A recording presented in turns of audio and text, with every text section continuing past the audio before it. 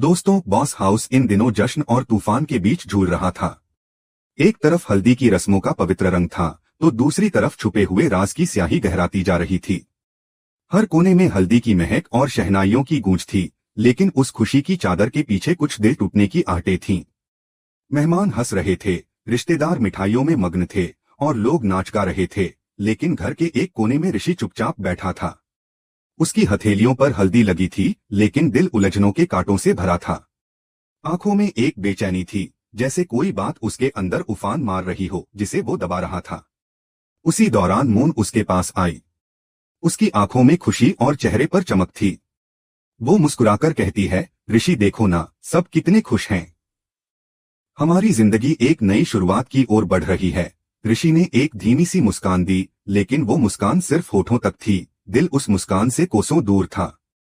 Moon शायद उस मुस्कान में छिपी बेचैनी को समझ नहीं पाई, लेकिन ऋषि के दिल में एक ऐसी सच्चाई तड़प रही थी जो अगर सामने आ जाए तो सब कुछ खत्म हो सकता था। वो उस पल का बोझ और ज्यादा नहीं सह पाया। एक पुरानी ट्रंक की ओर गया, जिसमें अनिरुद्ध के कुछ पुराने कपड़े रखे थे। जैसे ही उसने उन कपड़ों को उठाया, एक पुराना लिफाफा नीचे गिरा। वो लिफाफा खोला और जो उसने देखा, उसने उसका चेहरा जर्द कर दिया। उसमें एक फोटो थी, नूतन और अनिरुद्ध किसी पहाड़ी जगह पर एक दूसरे का हाथ पकड़े हुए खड़े थे। उनकी आंखों में मोहब्बत साफ झलक रही थी और फोटो के पीछे लिखा था, तुम्हारे बिना मैं अधूरा हूँ। नूतन और अनिरुद्ध। ऋषि की सांसें थम गईं। उसके होंठ बुदबुदाए, ये क्या? अनिरुद्ध सर और नूतन, ये तो झनक की माँ है। वो अंदर ही अंदर कांप गया। उसकी धड़कनें तेज हो गईं। अर्शी भी वहीं पास में थी और उसने फोटो देख ली। उसकी आंखों में भी गुस्सा और हैरानी की लहर दौड़ गई, लेकिन उसने कुछ नहीं कहा, क्योंकि उसके दिमाग में एक बात घूम रही थी, अगर मून को यह सब पता चल गया तो सब खत्म हो जाएगा। उसे हालात संभालने होंगे। ऋषि ने वो फोटो फिर से छुपा दी, लेकिन कुछ ही पल बाद उसकी हिम्मत जवाब देने लगी। वो मून के पास गया और बोला, मून, तुमसे एक जरूरी बात करनी है। पर तभी झनक उस कमरे में आ गई। ऋषि के चेहरे की रंगत और भी फीकी पड़ गई। मून ने उसकी आंखों की बेचैनी देखी और पूछा, क्या हुआ ऋषि? तुम कुछ परेशान से लग रहे हो। ऋषि कुछ कहने ही वाला था कि तभी उसकी जेब से वही फोटो नीचे गिर गई। जनक ने वो फोटो उठाई। उसकी नजर जैसे ही उस तस्वीर पर पड़ी, उसके हाथ कांपने लगे। वो धीरे से बोली, ये मेरी माँ है। और ये अनिरुद्ध सर, ये दोनों एक साथ कैसे? मून भी शौक में थी। ये कौन सी फोटो है? उसकी आवाज कांप रही थी। अर्शी ने नजरें झुका लीं और गहरी सांस लेते हुए बोला, जनक, तुम्हें कभी ये सब नहीं जानना चाहिए था, लेकिन अब जब देख ही लिया है तो सुनो। हाँ, तुम्हारी माँ और अनिरुद्ध सर का एक रिश्ता था, और हो सकता है कि तुम अनिरुद्ध सर की बेटी हो। कमरे में एकदम सन्नाटा छा गया। मून की आंखों से आंसू बहने लगे। जनक के पांव कांपने लगे। उसका दिल जैसे चटक गया। उसने कांपती आवाज में कहा, नहीं, ये झूठ है। ऐसा नहीं हो सकता। उसकी आंखों से बहते आंसू जैसे उसकी आत्मा को धो रहे थे। मून ने आंसुओं से भरी आंखों में ऋषि को देखा और बोली, ऋषि, तुम्हें पहले बताना चाहिए था। क्यों छुपाया ये सब? ऋषि की आंखों में गिल्ट साफ दिखाई दे रही थी। उसने धीमी आवाज में कहा, मुझे आज ही ये फोटो मिली है और मैं तभी से डर रहा हूँ, बस यही सोचकर कि तुम मुझसे दूर हो जाओगी। मून, मैं तुमसे प्यार करता हूँ, लेकिन मेरी जिंदगी में झनक मजबूरी में आई थी। मैं उसे छोड़ना चाहता हूँ, लेकिन उसे ऐसे कैसे छोड़ दूं, ये भी सोच नहीं पा रहा। जनक की आंखों में आंसू और दर्द का तूफान था। उसने आहत स्वर में कहा, तो क्या मुझे इस घर में इसलिए लाया गया था ताकि तुम मून के सामने कोई दिखावा कर सको? तुमने मेरी जिंदगी के साथ खिलवाड़ किया है। तुम्हें तो मेरी जिंदगी से दूर चले जाना चाहिए था, और मैंने तुम्हें पहले ही कहा था। उसकी आवाज में गुस्सा नहीं, टूटन थी। मून अवाक खड़ी थी। जनक की बातें उसे भी अंदर तक झकझोर रही थीं। ऋषि खामोश खड़ा था, जैसे उसके पास कोई जवाब ही नहीं बचा हो। कमरे का माहौल एक बार फिर सन्नाटे में डूब गया था। बाहर हल्दी की रस्में जारी थीं, लोग अब भी नाच रहे थे, लेकिन भीतर एक रिश्ता बिखर गया था। एक नाम, एक तस्वीर और एक सच ने सब कुछ बदल दिया था। बॉस हाउस अब सिर्फ रस्मों का नहीं, टूटे दिलों का भी गवाह बन चुका था। ऋषि की चीख पूरे माहौल को चीर देती है। हाँ जनक, मुझे तुमसे छुटकारा चाहिए। उसकी आंखों में गुस्से और झुंझलाहट की मिलीजुली लहर थी। तुम मेरी जिंदगी की सबसे बड़ी गलती हो। मुझे तुमसे कभी प्यार नहीं था। हमारी शादी तो बस एक मजबूरी थी। गांव में हालात ऐसे बन गए कि मैं मना नहीं कर सका।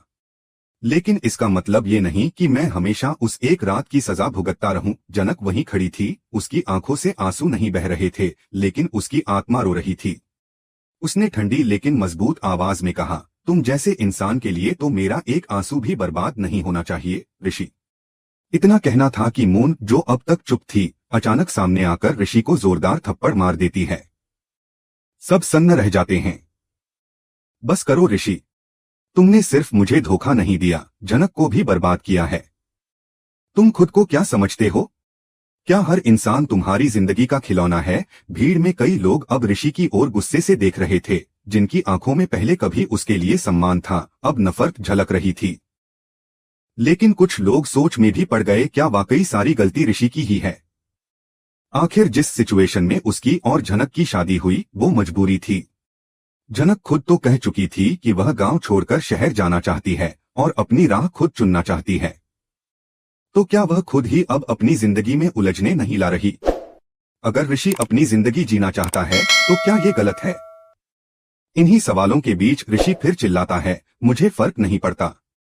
मैं अब सिर्फ अपनी जिंदगी जीना चाहता हूँ, वो भी मून के साथ। जनक, मेरी जिंदगी से हमेशा के लिए निकल जाओ। उसकी बातों का नश्तर जनक की आत्मा को बींध देता है, लेकिन वह अब टूटकर नहीं बिखरती, बल्कि चुपचाप अपनी आंखें झुका लेती है।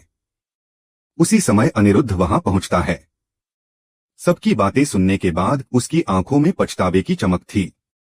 वह धीमी आवाज में लेकिन गहराई से कहता है, रुको ऋषि, तुमसे भी बड़ी गलती मेरी है। जनक सिर्फ मेरी जिम्मेदारी नहीं, वो मेरी बेटी भी हो सकती है। जैसे ही उसके शब्द गूंजते हैं, पूरे घर की हवा थम जाती है। सबके कदमों के नीचे की जमीन खिसक जाती है। जनक का चेहरा सून पड़ जाता है। तभी नूतन धीरे धीरे आगे बढ़ती है, आंखों में आंसू और होठों पर सन्नाटा। मैं इस सच को जिंदगी भर छिपाना चाहती थी, लेकिन अब नहीं। हाँ अनिरुद्ध, जनक तुम्हारी ही बेटी है। जनक के पांव कांपते हैं, वह गिरते गिरते खुद को संभालती है। उसकी आंखों में गहराई तक जले हुए सवाल थे। मैं कभी जान ही नहीं पाई। मुझे तो हमेशा लगा कि मैं इस घर पर एक बोझ हूँ, एक पराई। अनिरुद्ध सामने आता है, आंखों में पानी लेकर हाथ जोड़कर कहता है, नहीं बेटी, तुम मेरी सबसे बड़ी गलती हो जिसे अब मैं सही करना चाहता हूँ। मैं नहीं चाहता कि तुम भी उसी दर्द से गुजरो जिससे तुम्हारी माँ गुजरी थी। ऋषि अब पूरी तरह अपराध बोध से भर चुका है। मून, जिसकी आंखों में कभी ऋषि के लिए प्यार था, अब उनमें केवल नाराजगी और घृणा थी। वह कहती है, मैं तुम्हारे साथ अब एक पल भी नहीं रह सकती। तुमने सिर्फ अपने फायदे के लिए लोगों को इस्तेमाल किया है ऋषि। मेरे लिए तुम खत्म हो चुके हो। मून का यह फैसला ऋषि को अंदर तक हिला देता है। अब वह अकेला रह गया था, और वह भी अपने ही किए हुए गुनाहों के अंधेरे में। जनक की आंखों से अब आंसू बह रहे थे, लेकिन उनमें अब कमजोरी नहीं थी, बल्कि एक नई शुरुआत की चमक थी। वह पहली बार खुद को अनाथ नहीं, किसी की बेटी महसूस कर रही थी। अनिरुद्ध की बेटी। अपने अतीत की सच्चाई को जानकर वह अब एक नए मोड़ पर खड़ी थी, जहां से उसकी जिंदगी एक नई दिशा में जाने वाली थी। मून की आंखें अनिरुद्ध की ओर उठती हैं, और वह गुस्से से कहती है, पापा, आप आज भी माँ को चुनने की बजाय सच को चुन रहे हैं। इतने सालों बाद, जब सब कुछ ठीक होने जा रहा था, जब मेरी हल्दी की रस्म थी, तब आप यह बम क्यों फोड़ रहे हैं? उसके सवालों में तकलीफ थी, गुस्सा भी और भ्रम भी। पर अनिरुद्ध कुछ नहीं कहता, वह बस जनक की ओर देखता है, जो अब अपने दर्द में भी एक अजीब सुकून महसूस कर रही थी। इस सब के बीच मेहमान, परिवार और आसपास के लोग स्तब्ध थे। सबके मन में यही सवाल था, क्या अब इस हल्दी सेरेमनी में और भी बड़े धमाके होंगे? क्या मून और अनिरुद्ध के रिश्ते अब पहले जैसे रह पाएंगे? क्या जनक अनिरुद्ध को अपनाएगी? और ऋषि, वह अब कहाँ जाएगा? इतने सारे सवालों के बीच एपिसोड यहीं खत्म होता है। लेकिन ये साफ है कि कहानी अब एक नए मोड़ पर पहुंच चुकी है, जहां रिश्तों की परिभाषा बदलने वाली है और सच्चाइयों की आग में हर चेहरा झुलसने को तैयार है।